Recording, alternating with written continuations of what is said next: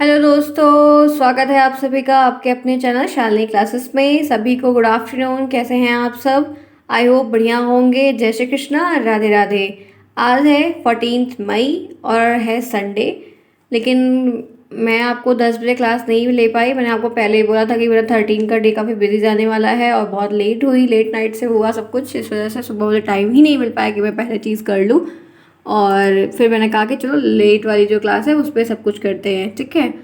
चलिए फिर स्टार्ट करते हैं आज की इस क्लास की। यहाँ पर हम देखेंगे शिक्षण अधिगम के प्रश्न, जो कि आप लोगों ने कहा है कि मैम पहले एक सब्जेक्ट का करवाएगा, फिर क्योंकि उस तरह लिखने में बड़ी दिक्कत होती है और याद करने में भी। तो ठीक है, जैसा आपको उचित लगे, आपको पढ़ना है, रिवीजन करना है, तो वो सारी बातें मैं आपको शायद शेयर करनी है। एक बात ये ध्यान रखनी है कि आपको ये बताना था एग्जाम आपका ये मान चलिए कि जून में ही होगा, क्योंकि जो एकेडमिक पेपर होते हैं जैसे कि ये बीटी, वो क्या कहते हैं, बीटीसी, अरे सॉरी बीटीसी नहीं, बीसीए और जो है बीकॉम और बीए, इन सब की डेट शीट कल जारी हो चुकी है।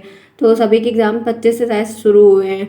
तो वो पेपर आपके चल है। अब आपका इनका कोई टैली नहीं है, लेकिन ये है कि जब ये सारा शेड्यूल सेमेस्टर वाइज का क्लियर हुआ तो आपका भी उम्मीद है कि अब जल्दी ही सब कुछ निकलेगा। तो जैसा भी होगा मैं अपडेट करूंगी। पढ़ते रहिए, रिवीजन करते रहिए। आपको टाइम की चीज़ें ध्यान रखो कि रिवीजन कर लो, देख लो, समझ लो, राइटिंग में वर्क कर लो, जो भी होगा बताएंगे। टेलीग्राम को लेकिन ज्वाइन जरूर कर लीजिए, चाहे 2 महीने के लिए ही कर लीजिए, क्योंकि अगर कोई अपडेट होती है तो वहाँ पर पहले शेयर की जाती है, फिर यहाँ पर हर चीज़ बनती है। तो 2 महीने ही सही है, तक एग्जाम नहीं हो जाता है तब तक आपकी यही आपके लिए अच्छा होगा कि ज्वाइन करो। वहाँ पर क्विज भी हो रहा है, वो भी करो। तो जितना पढ़ोगे सीखोगे, कहीं ना कहीं आपको काम आने ही वाला है, ठीक है। चलो आ जाओ, आगे कर बढ़ते हैं, फटाफट चलते हैं अपने प्रश्न पर। जिन्होंने क्लास को अभी तक लाइक नहीं किया फटाफट लाइक कर दे, और जो भी पहली बार आया चैनल को सब्सक्राइब करना बिल्कुल ना भूलें। सबसे पहला क्वेश्चन आज का यहाँ पर है। मैं आपको 2 दिन से करवा रही हूँ, आज एक तीसरी क्लास यहाँ पर, जहाँ पे ऐसे क्वेश्चंस आपको मिलेंगे। कल आपके नए चैनल शालिनी क्लासेस पे आपको 5 बजे मैंने आपको एक नई वीडियो भी दी थी, जहाँ पर मैंने कंप्यूटर के क्वेश्चंस करवाए थे। तो वो वीडियो अगर आप लोगों ने नहीं देखा है तो ज़रूर से ज़रूर देख लीजिएगा टाइम से। आइए देखते हैं क्या है। प्रकृति का अनुसरण सूत्र से क्या आशय है? आपके अभी पहले चैप्टर को ही मैंने ओवर नहीं किया, ये सारे के सारे क्वेश्चन अभी आपके शिक्षण अधिगम के पहले चैप्टर से ही चल रहे हैं। प्रकृति का अनुसरण का जो सूत्र, उससे क्या आशय है, उससे क्या अभिप्राय, आप क्या समझते हैं? ये आपको 1 नंबर 2 नंबर दोनों में मिलेगा। तो इस सूत्र का आशय है, इस सूत्र से मतलब है कि बालक की शिक्षा दीक्षा, बालक की जो भी शिक्षा है, बाल दीक्षा है, उसकी प्रकृति के अनुसार होनी चाहिए। उसकी प्रकृति के अनुसार होनी चाहिए। अगर प्रकृति के अनुसार हो रही है तो चीज़ें काफ़ी अच्छी होंगी। शिक्षक को उन्हें सिखाते समय उनकी एज, उनका मानसिक स्तर, उनका मेंटल लेवल, उनकी क्षमता, उनकी रुचि का ध्यान रखना चाहिए। प्रकृति का मतलब वो नेचर वाला प्रकृति नहीं है, यहाँ के पेड़ पत्ती फूल, ऐसा नहीं। प्रकृति का मतलब कि वो जो आपका पर्टिकुलर नेचर है, जो आपका बिहेवियर है, उसके बेसिस पे बात है। तो प्रकृति के अनुसरण के सूत्र से आशय का मतलब यही होता है कि अगर कोई टीचर पढ़ा रहा है तो जिस तरह आपका मेंटल लेवल है, जितनी आपकी क्षमता है, जितनी आपकी एज है, जिस सब्जेक्ट में आपकी रुचि दिख रही है, जहाँ पे आपको कार्य करने का मन कर रहा है, उस तरीके से उन सारी बातों को मद्देनजर रखते हुए आपको वैसे कार्य एक टीचर को करना चाहिए अपने सभी बच्चों के लिए, ठीक है। तो यही है प्रकृति के अनुसरण के सूत्र का मतलब। आगे बढ़ते इसी के साथ, अगर ऐसा नहीं करेंगे तब क्या होगा? तो बच्चे आप पढ़ाएंगे आम, वो पढ़ेंगे इमली, तो यही हो जाएगा गलत। इससे अच्छा है कि ऐसा कुछ करें कि वो आम आप पढ़ाए तो वो आम को ही आम समझे। नेक्स्ट आइए, सूक्ष्म से स्थूल की ओर का क्या अर्थ होता है? सूक्ष्म से स्थूल की ओर आपने पढ़ा है, इसका अर्थ क्या है? बहुत सिंपल सा प्रश्न आपको है, और दो दो लाइन मैंने मैक्सिमम लिया हुआ है, क्योंकि 1 नंबर का प्रश्न है। तो आपको इस तरीके से लिखना होगा। राइटिंग डेली बनाते चलिएगा, बस इतना ध्यान रखिएगा। कह रहा है, इस सूत्र के बारे में कह रहा है कि बालक के समझने की क्रिया में पहले स्थूल वस्तुओं का स्थान हो, ठीक है। बालक को कोई चीज़ समझानी है या वो समझना चाह रहे हैं, समझाने के लिए बताना है, करना है, तो पहले जो स्थूल चीज़ें हैं, जो स्थूल वस्तुएं हैं, उनका स्थान वहाँ पर होना चाहिए। जैसे जैसे उसके अनुभव का क्षेत्र बढ़ता जाएगा, जैसे जैसे वो क्लास को मतलब 3rd 4th 5th 6th करता जाएगा, जैसे जैसे उसकी एज बढ़ती जाएगी, जैसे जैसे उसको एक्सपीरियंस होता जाएगा, वो सूक्ष्म विचारों को ग्रहण करने लगेगा। स्थूल चीज़ें पहले, बड़ी चीज़ें दिखाओ, बड़ा दिखाओ, विशाल दिखाओ, बताओ, उसके बारे में खूब ज़्यादा बताओ, उससे संबंधित जो और उदाहरण दे रहे हो आप उसके बारे में खूब बताओ। फिर बाद में सूक्ष्म तरीके से जो छोटी सी बात होगी उससे ही समझ जाएगा। जैसे बहुत सारी चीज़ें होती हैं, हमको हल्का सा हिंट भी मिलता है, क्लू भी मिलता है, और हम उस चीज़ को समझ के काम कर लेते हैं, लेकिन पहले वो भी हमें समझ में नहीं आता था। तो वही चीज़ यहाँ पर इसका आपको आज से बताया गया। 2 नंबर के 2 question, done done done done, आपको अच्छे से मिलेगा। और एक बात बताऊँ, आएगा भी ज़रूर। इम्पॉर्टेंट है, ध्यान रखना। जो मैंने इम्पॉर्टेंट बोला था आपको कि मैं इम्पॉर्टेंट क्वेश्चंस करवाऊंगी, वो सारे क्वेश्चंस यही हैं। नोट डाउन करना, पढ़ते रहिए और नोट डाउन भी करते रहिए, वो आपके लिए काफ़ी बढ़िया होगा। और आपको जो अच्छा लगे, ये वाले प्रश्न अगर आपको इसके उत्तर अच्छे लगते हैं तो आप ये लिख सकते हैं, नहीं तो आप अगर सीरीज वाले अच्छे लगते हैं तो उसको भी कर सकते हैं। और पढ़ा हुआ टॉपिक है। नेक्स्ट आइए, शिक्षण सूत्र के लाभ लिखिए। शिक्षण सूत्र के लाभ लिखिए, शिक्षण सूत्र के कोई 2 लाभ लिखिए, कोई 4 लाभ लिखिए, ऐसा प्रश्न बन सकता है। तो प्रतिदिन प्रत्येक व्यक्ति अपने जीवन में नए अनुभव को एकत्र करता रहता है। प्रतिदिन डेली बेसिस पे हम देखते हैं कि जैसे जीवन का जो अनुभव है वो हमको कुछ ना कुछ अच्छा बुरा समझ और धोखा और भी बहुत सारी चीज़ें होती हैं लाइफ में, अप एंड डाउन्स, दिक्कतें, आर्थिक दिक्कतें, बहुत सारी चीज़ें होती हैं जो हमको अनुभव करवाती है। तो शिक्षण सूत्र भी कुछ इसी तरीके से होता है, जो नए अनुभव को व्यक्ति के व्यवहार में वृद्धि करता है, नए अनुभव को सीखने में कैप्चर करने में मदद करता है, और संशोधन की भी बहुत सारी चीज़ें आपको बताता है। क्योंकि बहुत सारे ऐसे सूत्र होते हैं जिनको हम अपनी शिक्षा दीक्षा में लगाने के साथ साथ अपनी दैनिक जो दिनचर्या होती उसमें भी बहुत इस्तेमाल करते हैं। बहुत सारे ऐसे इसमें सिद्धांत दिए गए हैं जिनका हम प्रयोग करके अपने दिन प्रतिदिन के कार्य को सुलभ बनाते हैं। तो कहीं ना कहीं इस तरीके से है जहाँ पर भी हम अपने अनुभव को एकत्र करते हैं, अपने एक्सपीरियंस को कलेक्ट करते हैं और उसी एक्सपीरियंस के बेस पे ये काम कर, जैसे कि मैंने डीलेट किया, सब कुछ सीखा, पढ़ा, समझा, हर एक चीज़ किया। मैंने भी एक सेमेस्टर में टीचिंग की, फर्स्ट सेमेस्टर में, उसके बाद में किसी सेमेस्टर में टीचिंग इस तरीके से करने ने एक सेमेस्टर की थी, पूरा रेगुलर 300 दिन गई थी, ठंडी का टाइम था और जनवरी का आसपास का टाइम था। सब कुछ गई, किया, सारा चीज़ देखा, पूरी चीज़ें समझी, पूरा आकलन किया, सारी बात जानी, फाइल बनाया। फाइल मैंने सभी सेमेस्टर में बनाई थी और उसके बाद फिर ये सारी चीज़ें मैंने, तो क्या हुआ, उसका एक्सपीरियंस हुआ, उस एक्सपीरियंस को मैंने आपके साथ शेयर किया था कि नहीं, हर एक बात डिटेल बताई थी। अब ये है कि कुछ थोड़ा रूल थोड़ा अलग अलग होता है हर जगह, वो एक अलग बात है।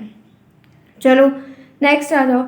शिक्षण में सीखने के सिद्धांत का, जो इतने सारे सिद्धांत हैं, इनका महत्व क्या है ये भी जानते हैं। अगर इतनी बातें हैं, हम इतने सिद्धांत पढ़ रहे हैं, इतने सारे सूत्र पढ़ रहे हैं, तो लाभ भी पूछ सकता है, महत्व भी पूछ सकता है। कभी कभी क्या होता है कि लाभ वाली जो बात होती है ना, महत्व में भी लिख देते हैं, नहीं तो महत्व वाली जो बात है अगर हमें कुछ नहीं समझ में आता है तो उद्देश्य भी बनाकर लिख देते हैं, क्योंकि ये सारी चीज़ें एकदम सेम होती हैं। अब देखिए फोर्थ है कि इनका महत्व क्या है।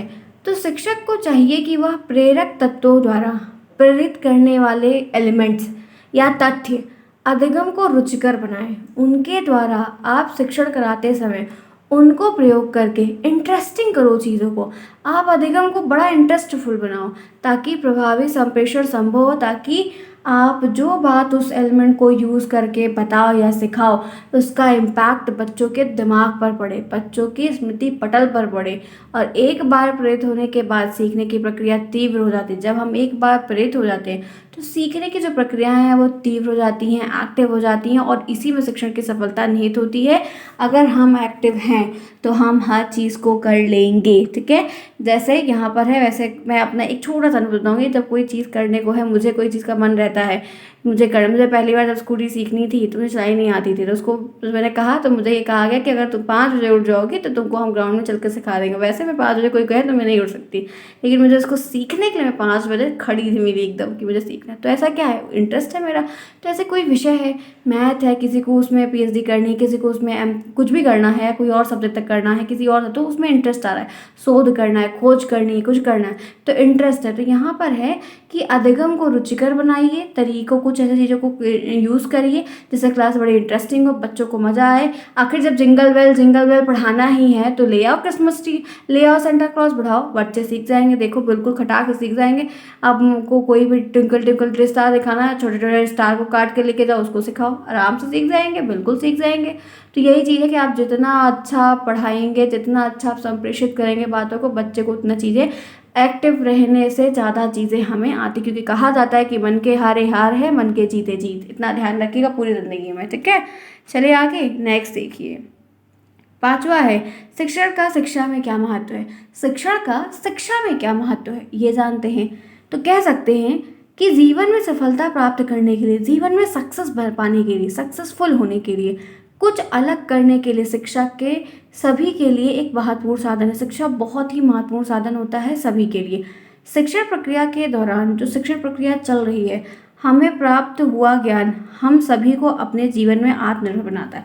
जब शिक्षण प्रक्रिया चलती है, शिक्षण प्रक्रिया के द्वारा जो भी हमें ज्ञान प्राप्त होता है या जो भी चीज़ें होती है, हम अपने जीवन में जब उसको सीखते हैं, करते हैं, तो उससे हमें काफ़ी ज़्यादा आत्मनिर्भर बनते हैं, हम इंडिपेंडेंट होते हैं, कार्य करते हैं, काम को आसान कर पाते हैं और हमारे जीवन को बेहतर बनाने में, एक अच्छा जीवन बिताने में भी काफ़ी ज़्यादा मदद करता है। हमारा जीवन बहुत अच्छा बनता है और हम एक बहुत अच्छा जीवन जीने का प्रयास करते हैं। चलो फटाफट क्लास को लाइक करो सभी, चलो फटाफट, डू इट फास्ट जो ना किया हो। उम्मीद है मुझे आप लोगों ने कर दिया होगा, क्योंकि आप हैं बहुत अच्छे, बिना कहे करते भी हैं। जो नहीं किया वो कंजूसी नहीं करिएगा। एनर्जी है, क्लास बढ़िया है, तो फिर बात तो बनती है। अच्छा आ जाओ 6 पे। शिक्षण में क्रियाशीलता के सिद्धांत की क्या उपयोगिता? क्रियाशीलता का सिद्धांत पढ़ा है, बताया है मैंने। इसका आंसर क्या लिखेंगे तो आप बता सकते हैं, लिख सकते हैं कॉपी में। क्रियाशीलता का सिद्धांत, करके सीखने का सिद्धांत, ये दोनों सेम से, क्योंकि एक्टिविटी की बात है इसमें। शारीरिक क्रियाशीलता के अंतर्गत छात्रों की कमेंद्रियों की क्रियाशीलता का शिक्षण दिया जाना चाहिए।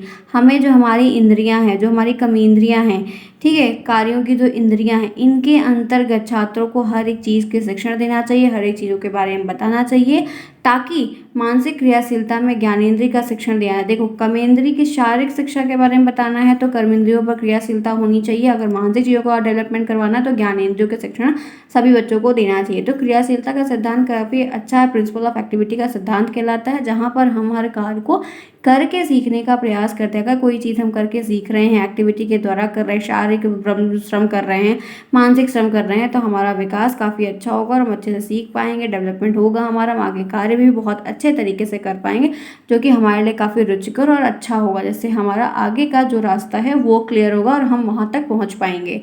आगे बढ़िए, नेक्स्ट देखिए 7वां क्वेश्चन क्या है? शिक्षण में रुचि के सिद्धांत का क्या मतलब? रुचि यानी कि इंटरेस्ट, ठीक है, रुचि यानी कि इंटरेस्ट होता है। अब शिक्षण हो रहा है और रुचि भी अगर साथ साथ चल रही, तो ये हो गया ना कि सोने पर सुहागा वाला काम हो गया। तो कहते हैं कि जिस विषय या क्रिया को हमारी रुचि होती, कोई सब्जेक्ट है, कोई काम है, कोई एक्टिविटी है, कुछ भी है, कोई प्रोग्राम है, कोई अरेंजमेंट है, और उसको हमको आसानी से सीख लेते हैं। अगर हमारी इंटरेस्ट उसमें है, भरपूर हमारा मन है कि हमें सीखना है, करना है, तो हम उसको अच्छे तरीके से बहुत ईजी वे में सीख जाते। कोई दिक्कत आती तो वो उसको आसानी से बोलते रहे, कुछ नहीं हो जाएगा। कारण क्या है कि हमको उसको सीखने के साथ क्या उसको जानने की, उसको करने की तत्परता लगी रहती। इसलिए कुछ कुशल शिक्षण ऐसी शिक्षण विधियों को निर्धारित करते समय बालकों की रुचि का विशेष ध्यान देते हैं कि रुचि के सिद्धांत को इसीलिए लाया गया कि अगर बच्चे की रुचि है तो आप उसको अगर एक क्लास नहीं भी पढ़ाएंगे तब भी बच्चा उस चीज़ को सीख जाएगा अपने आप से, पढ़ के करके। लेकिन एक बार आपको शुरुआत करनी होगी और उनको बताने के एक बार पूर्ण प्रयास अपनी ओर से करना होगा, तभी आप उस चीज़ को काफ़ी लाभवंत तरीके से अच्छे से कर पाएंगे और बता पाएंगे। इंटरेस्ट है तो सब कुछ है, इंटरेस्ट है तो आप हर एक सब्जेक्ट, कितनी भी दिक्कतें होंगी, कैसे भी कंडीशन होगी, आप उसको सीख लोगे और बढ़िया प्रदर्शन करके आओगे। आगे बढ़ो 8वां क्वेश्चन। पुनरावृत्ति के शिक्षण के सिद्धांत का क्या? पुनरावृत्ति का मतलब क्या होता है? रिपीट करना। रिपीट करना क्या होता है? वही ना, करत करत अभ्यास जड़ में ठोस सुजान से करके है कहावत, वो कही गई ना, लाइनें कही गई हैं। तो क्या है कि पुनरावृत्ति के सिद्धांत का महत्व ये होता है कि यह अभ्यास को सबसे महत्वपूर्ण मानते हैं, ठीक है। यहाँ पर इसका मतलब ये है कि practice makes man perfect, practice को ही सबसे बड़ा माना गया है। शिक्षक को निर्देश देते हैं कि पढ़ाए गए पाठ और विषय की सही अंतरालों पर लिखित और मौखिक परीक्षाएं लो। शिक्षक को ये कहा जाता है, अगर आपने शिक्षण करवाया है, किया है, तो बच्चों का टेस्ट लो। टेस्ट से क्या होता है कि बच्चे उस चीज़ को कितना सीखे, कितना नहीं सीखे, कौन बच्चे सीख रहे हैं, कौन बच्चे नहीं सीख रहे हैं, क्या सीख रहे हैं, अच्छा दिक्कत किस में है, किसको प्रॉब्लम हो रही है, हम उनको आसानी से चीज़ें सिखा पाते हैं। इसके लिए हम लिखित टेस्ट लेते हैं, इसके लिए वाइवा लेते हैं, मौखिक चीज़ें करवाते हैं और हर मतलब महीने, हफ्ते के अंतराल पर करवाते हैं, ताकि उनको टाइम भी मिले, या जिसमें दिक्कत हो रही है उस विषय पर उनको और जोर देते हैं, उनको राइटिंग लिखने को कहते हैं, उनको उस पर सवाल लगाने को कहते हैं, उन पर उनको ज़्यादा सवाल लगाते हैं, या दोबारा जब पढ़ाते हैं तो उन्हें फोकस करते हैं। तो कक्षा की आगामी क्रियाओं के द्वारा के जो क्लास की एक क्लासरूम की जो एक्टिविटी होती है उनके थ्रू उनको हम रिपीट जब करवाते हैं तो बच्चे जो है भाषा अधिगम भी बहुत अच्छे से सीख पाते हैं। उनको बार बार रीडिंग करने के लिए से कहा जाता है कि रीड करो, तो वहाँ से रीड करो। वहाँ रीडिंग करने से क्या होता है कि आपका प्रोनाउंसिएशन सही होता है, आपकी मीनिंग भी क्लियर होती, बताया जाता है और आपको उस पढ़ना भी आता है। अब लाउड धीमा कैसे पढ़ना है, अब स्टार्ट करो पढ़ते, ऐसा नहीं होता। हमको उसी को क्या, जहाँ फुल स्टॉप है फुल स्टॉप समझो, जहाँ पे कॉमा है वहाँ पर कॉमा समझो, जहाँ पर और कुछ बताया गया वो समझो। तो पंक्चुएशन के जो मार्क्स होते हैं, जो विषय मतलब विराम चिन्ह वगैरह होते हैं, वो पढ़ने से हमारे क्लियर होते हैं। तो ऐसे बहुत सारी चीज़ें हैं कि हम पुनरावृत्ति कर रहे हैं तो हमारे विचार, हमारे ज्ञान में परिपक्वता भी आती है, हम मैच्योर होते हैं। क्योंकि हम बहुत सारी चीज़ें कहानियों के द्वारा सीखते हैं, हम बहुत सारी चीज़ें कथाओं के द्वारा सीखते हैं, हम बहुत सारी चीज़ें किंवदंतियों से सीखते हैं, बहुत सारी चीज़ें कटाक्ष से सीखते हैं, ठीक है। तो हमें ऐसी चीज़ें मिलती हैं और ऐसा सोचते हैं कि ये करेंगे तो ये मिलेगा। एग्जाम्पल हमें बहुत कुछ सिखाता है। तो अभ्यास आप किसी भी सबसे कर रहे हैं, जैसे मैथ प्रैक्टिस मांगता है, मैथ की कोई कितनी भी नोट्स बनाकर आपको दे दे, जब तक आप उसको प्रैक्टिस करके नहीं उसका आंसर निकाल कर नहीं सीख पाएंगे, नहीं कर पाएंगे, तब तक आपको कुछ नहीं मतलब होगा। ठीक है, तो ध्यान रखिएगा। आगे बढ़ते इसी के साथ 9वां, शिक्षण प्रक्रिया में शिक्षण सूत्र का क्या महत्व है। शिक्षण सूत्र में शिक्षण प्रक्रिया चल रही है तो इतने सूत्रों की जब बात हो रही है तो महत्व क्या है, इंपॉर्टेंस क्या है।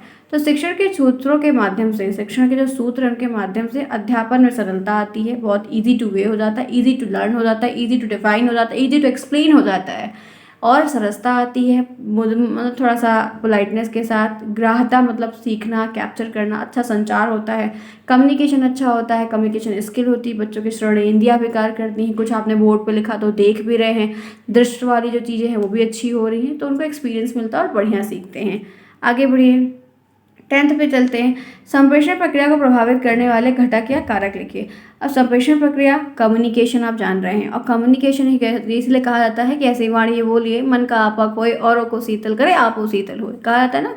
जो वचन खुद को चुभे, जो वचन खुद को खराब लगे, वो वचन दूसरे के लिए भी प्रयुक्त नहीं करना चाहिए। ये आपको संस्कृत में एक नीतिपरक वाक्य में है। ठीक है, हाँ, हितम मनोरय चाह, याद है, ऐसे करके है। तो ये ध्यान रखो कि संप्रेषण की प्रक्रिया में प्रभावित करने वाले जो फैक्टर्स होते हैं, कारक होते हैं, वो क्या क्या हो सकते हैं। तो सबसे पहला छात्र की बात है, अगर बच्चा नहीं अच्छे से बात कर रहा है उसके व्यवहार का, तो उसका भी एक अच्छा मतलब अच्छे से कर रहा है तो उसका अलग इम्पैक्ट पड़ेगा। बच्चे एक्टिव होकर सुन रहा है उसका अलग इम्पैक्ट पड़ेगा, और बात काफ़ी एक्टिवफुल होगी।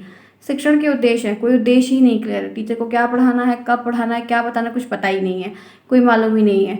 शिक्षक का व्यक्तित्व भी नहीं सही, बच्चों के साथ फैमिलियर नहीं है तब भी दिक्कत होगी, और बच्चों के साथ अगर फैमिलियर है तो उसका अच्छा इम्पैक्ट पड़ेगा। विषय वस्तु का चयन, किस विषय को पढ़ाना है, कब कौन सा चैप्टर पढ़ाना है, क्या चीज़ें हैं, किसका सिलेक्शन करना है, उनको कुछ मालूम ही नहीं है, तो उसका भी काफ़ी गलत इम्पैक्ट पड़ेगा। पाठ योजना का निर्माण, कुछ भी नहीं पता, लेसन प्लान कुछ क्लियर ही नहीं है, कल कितना पढ़ाया था, पहले क्वेश्चंस करवा दो, फिर क्वेश्चंस के बाद थ्योरी उसकी अलग से बता, तो ऐसे थोड़ी होता है। ठीक है, सो कोई सामग्री वगैरह नहीं, कोई भी शिक्षण विधि का कोई प्रयोग नहीं, बस गए सुनाए रामायण कथा चले, ऐसा कुछ नहीं होता। आपको हर चीज़ ढंग से बतानी होगी। व्यक्तित्व विभिन्नता को भी कोई ध्यान नहीं, कोई बच्चा सीख रहा है ठीक, कोई बच्चा इधर देख रहा है, उनसे कोई मतलब ही नहीं है। कक्षा का वातावरण एकदम हो से शोरगुल वाला है, बच्चे उसको परेशान कर रहे हैं, वहाँ मार रहे हैं, चौक मार रहे हैं, और टीचर खड़ा होकर ऐसे बस सुनाया और चला गया, ऐसा नहीं होना चाहिए।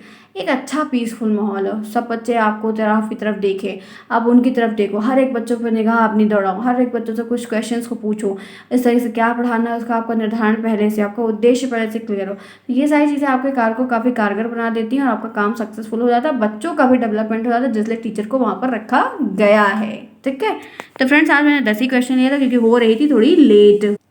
चलिए फिर, ये रही आपकी 10 मिनट मतलब 17-18 मिनट की क्लास हो चुकी है फ्रेंड्स। 10 क्वेश्चन ही करवा पाई क्योंकि लेट हो गई तो मुझे क्लास करनी थी, मैंने कहा 10 क्वेश्चन ही करवा देते हैं, फिर मिलेंगे नेक्स्ट में और बहुत सारी चीज़ें आपको बताएंगे, जो भी चीज़ें होंगी अपडेट मिलेगी। क्लास पसंद आई लाइक करना बिल्कुल भी ना भूलें। मिलते हैं फिर नेक्स्ट में, शाम को अपनी क्लासेस करेंगे, तब तक के लिए टेक केयर, बाय बाय।